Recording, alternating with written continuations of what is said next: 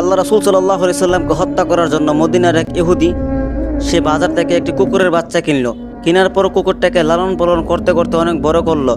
যখন সে আরেকজনকে আক্রমণ করার শক্তি তার ভিতরে চলে আসলো, তখন এই ইহুদি রাসূল সাল্লাল্লাহু আলাইহি সাল্লামের বাড়িতে গেলেন। গিয়ে বললেন, হে আল্লাহ রাসূল, আমার বাড়িতে আপনার দাওয়াত।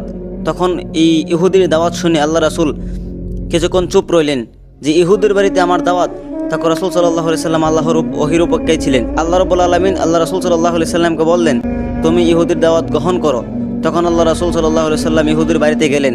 যাওয়ার পর ইহুদি রাসূল সাল্লাল্লাহু আলাইহি সাল্লামকে মেহমানদারি করলেন। মেহমানদারি করার পর যখন মেহমানদারি শেষ হলো, তখন ইহুদি ওই কুকুরের কাছে গেলেন।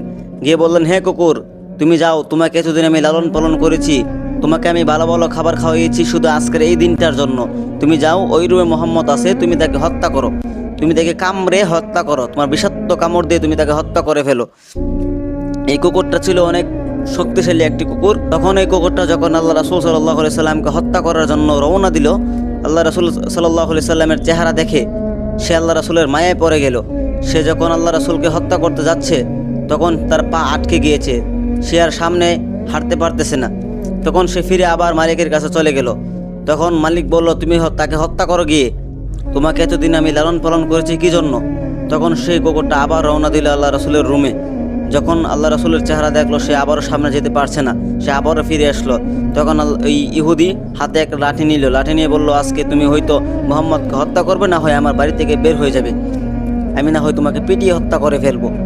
তখন এই কুকুরটা আবার যখন গেল, সে আবারও চেষ্টা করলো, আল্লাহ রাসূল সাল্লাল্লাহু আলাইহি সাল্লামকে আক্রমণ করতে পারে নাই। আল্লাহ রাসূলের নুরানি চেহারা দেখে সে আবারও ফিরে এসেছে।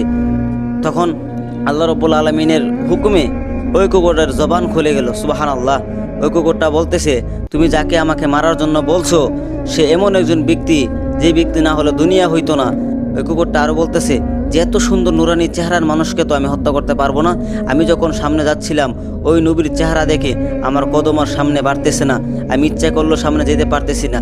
এই ঘটনা যখন কুকুরের জবান খুলে গেল, ওই ইহুদি দেখে আশ্চর্য হয়ে সে সঙ্গে সঙ্গে আল্লাহ রাসূলের হাত ধরে তওবা করে কালিমা পড়ে মুসলমান হয়ে গেল।